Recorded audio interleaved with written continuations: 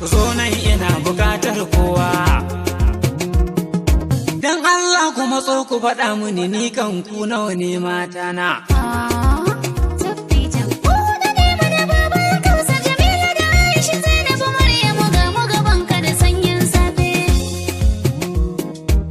Ku yi zugun ku saurare ni dan zan sake guda biyu yanzu. Na musu alkawarin mai sowa amma sai masara ta sauko. Haba mai gidan mu kar ai haka, komai ya tashi ai zai sauko. Wallahi dole ne ai haka in ba so kuke in yo san kowa. Sabar karo da tsadar gari din ai baki kamar dan dinya. Wace ce ni ba da ta ce mini ba ni da kirki duk tsubana.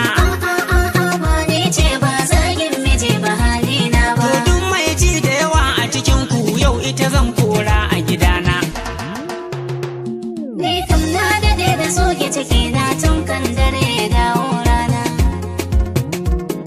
Kiran nan da zani gona ma fa kamar na ji Aisha kin ce mini Allah ya kara zafin rana. Wallahi mai gida ban ce ba ba dan fare uban yayana. Ai sai dai in maka fata na kai in kai ma ruwa idan ka da. Ai ruwan zafi kika kai mini rannan ba kuma a lokacin sanyi. To mai gida a gafarce ni ba za na ƙara ganganci ba. Ke Hannatu saboda kin rena ni wato kin manta wane ne ni. Nai shimfiɗa ina hutawa kajin kina hawa bayana. To mai gida abinka da dabba ya zanyi ko suna hannuna. Ai musu afuwa na roƙa musu ba za su ƙara ganganci ba. Yau duk zan sake kuma bar faɗa da mai shinkafa. Ni Chadi zan wuce daga nan mako za na samu dan sauki can.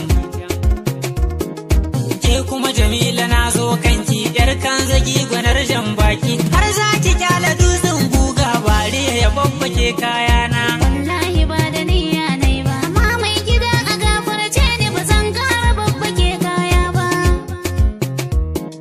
Na lura binta kin rena ni kin daina kaurace wa fushina. Sai na sake ki ko ba kya so kin zuba ido kina kallo na. To wai dan masara ta yi tsada ne mai gida mai laifi na. Wai shawara du'a'i za mu yi lillahi sai ya kawo sauki. Addu'ar ma ina ga sai an koshi kafin a kai ta jimla daidai. Kullum sai kabli ta kama ni in na tuno da mai shinkafa. Yan uwana ku zo mu dan tattauna dan yau gidan ku ya dau zafi. Ko za ku tauna dutsen murhu yau babu mai wuni a gidana.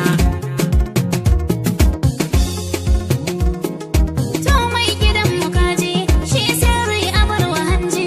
Ka san yan ciki da kurje ba lallai ne ya bayyana ba.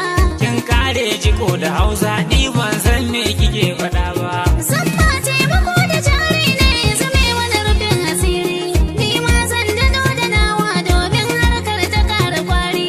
To ni taimakon da zan yi zan mana ne ɓangaren abinci. To ni kuma da wainayen yara na ɗauke ta babu kunci. A tunan za na taimaka mana Allah ne mai rufin asiri. Kai ashe masu hankali ne matan da na sake ku da na dirko. Dinkin da za ku sha bana to sai na muku irin na matan zargi. Dubi hancin Jamila na kallo na.